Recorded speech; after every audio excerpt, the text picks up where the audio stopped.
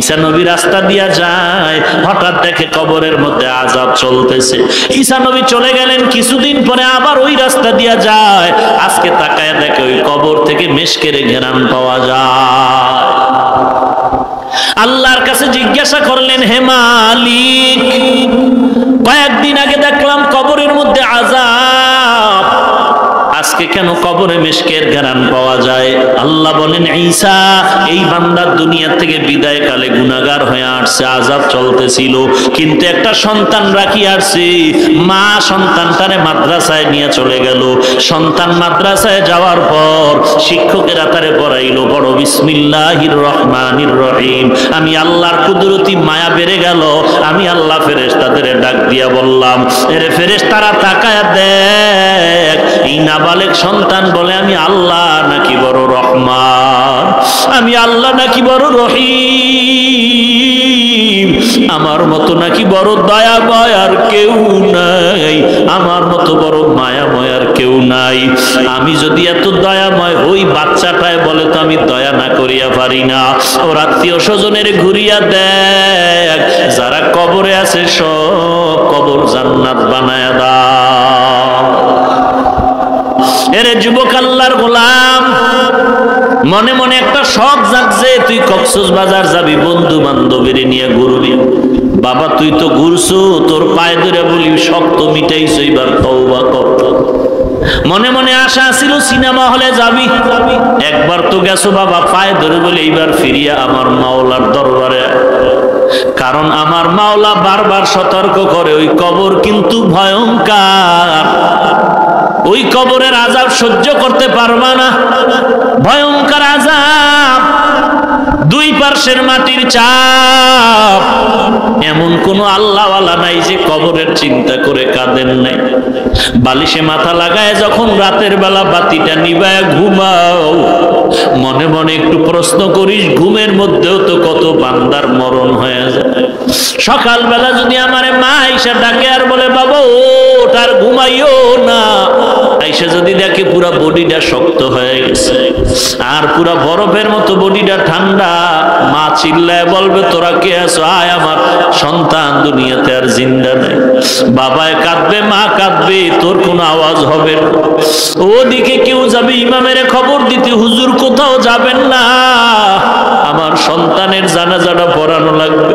কেউ যাবে বাঁশ কাটার জন্য, বাঁশ বাগানে কবর খনন করার জন্য।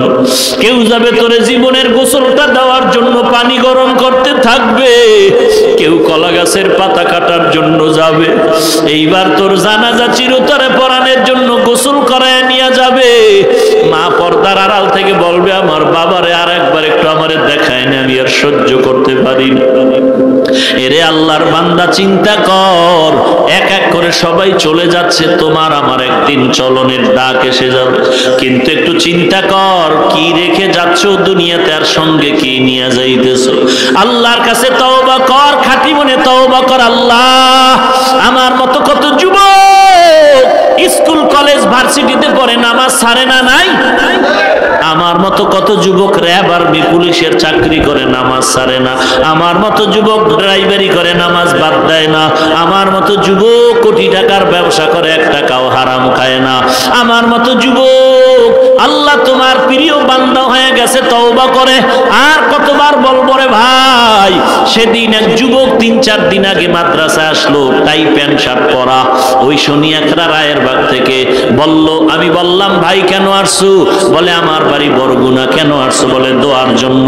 আমি বললাম, দোয়ার জন্য তো এমনি কেউ আসে না, জরুরত কোনো কথা আছে কিনা? বলে, কোনো কথা নাই। কাছে ডাকলাম, প্যান্ট শার্ট টাই পরা যুবকটা বলতেছে, হুজুর বহু আগে আপনার একটা বয়ান শুনলাম, কয়েক মাস আগে শোনার পরে আমি রায়ের বাগ শনিয়াখড়া একটা ব্যাংকে চাকরি করি, উপরের লেভেলে 40,000 টাকা রানিং বেতন। ওই বয়ানের পরে আমি ওই চাকরিটা ছেড়ে দিয়েছি। আমি বললাম ভাই ব্যাংকে চাকরি যারা করে সব কি জাহান্নামে যাবে, তুমি ছাড়লা কেন?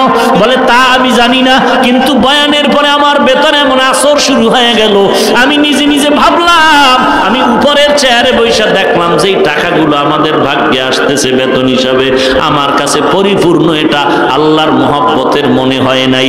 অতএব আমি সিদ্ধান্ত নিয়ে চাকরি ছেড়ে দিলাম, 40,000 টাকা বেতনের সিদ্ধান্ত নিলাম। প্রয়োজনে না খায়া কষ্ট করব, কিন্তু হারামের একটা বিন্দু কণা ভেতরে আর ঢুকাবো না।